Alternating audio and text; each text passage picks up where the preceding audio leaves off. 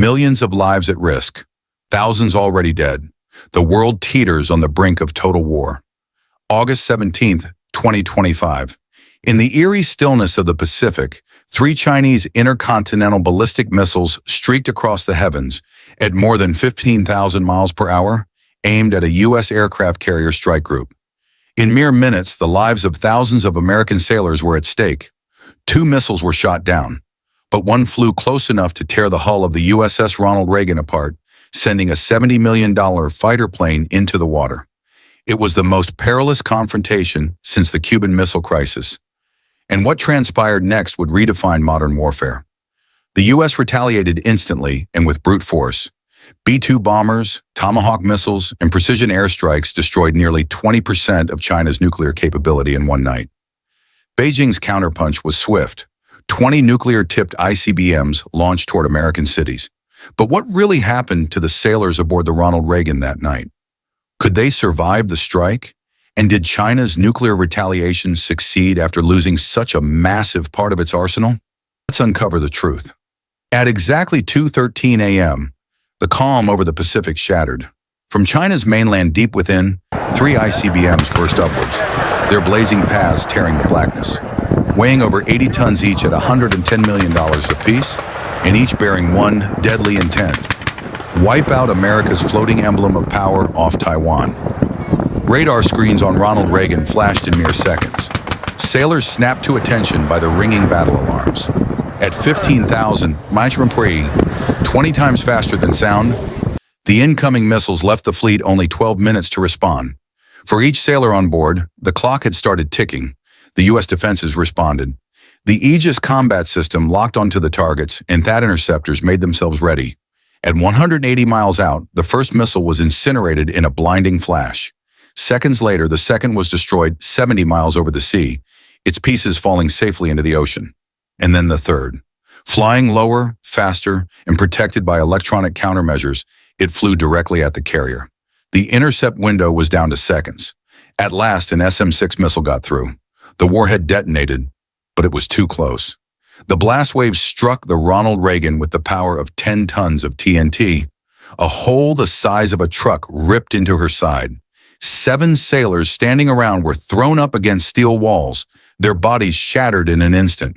Above them on the flight deck, an FA-18 Super Hornet was torn from its gear and thrown into the sea like scrap metal. For the first time since World War II, an American carrier had been hit by a foreign power directly. To the generations past, the moment was reminiscent of the Cuban Missile Crisis, an incendiary spark which threatened to set off a world war. And yet, amidst the devastation, there was a cruel reminder. America's defenses had succeeded.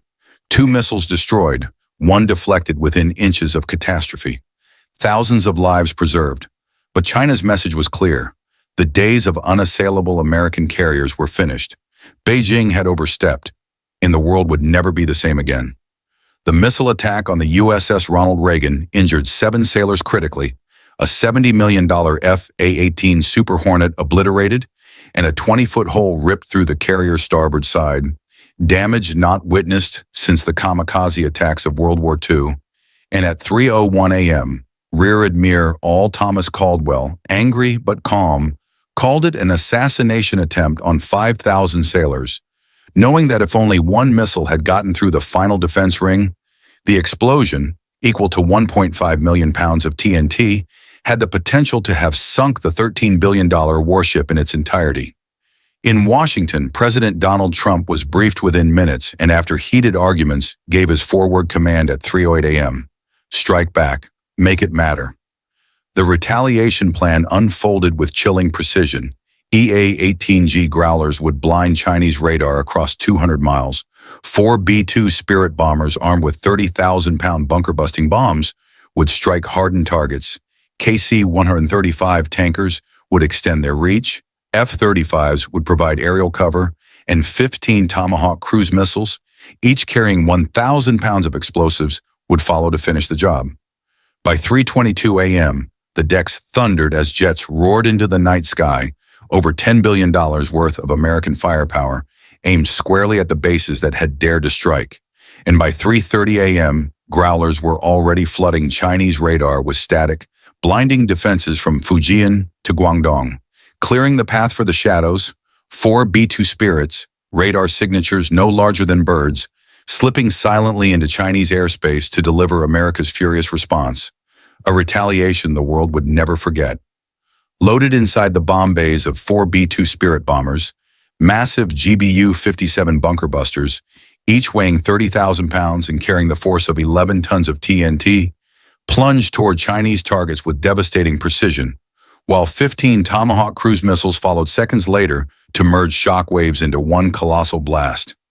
At 4:02 a.m., the first strikes ripped through China's underground missile production facility in Qingdao, collapsing a complex the size of 40 football fields. Moments later, Tomahawks ignited the wreckage into a half-mile-wide fireball, while the second B-2 unleashed destruction on a Fujian fuel depot, igniting over 5 million gallons of propellant in a chain reaction so violent it sent flames 2,000 feet skyward, visible from Taiwan, and the third and fourth B-2s annihilated a hardened command center outside Shanghai, killing 10 senior officers, including 2 major generals, and crippling entire brigades in less than an hour.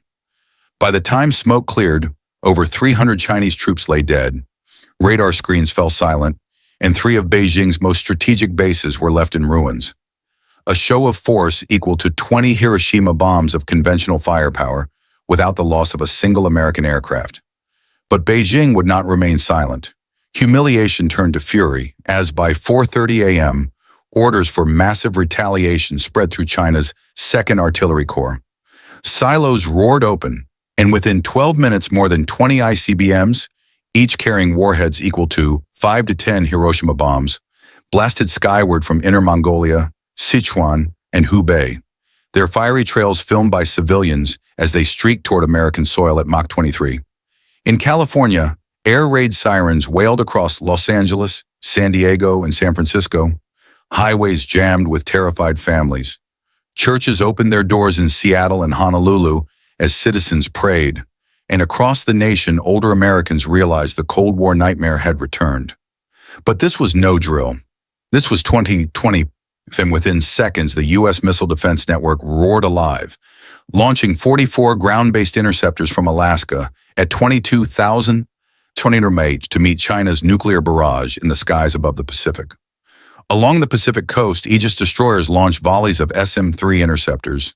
THAAD batteries in Guam and Hawaii flashed into the atmosphere, and Patriot PAC-3 systems guarded U.S. cities as satellites monitored all Chinese ICBMs in real time, directing interceptors with precision accuracy.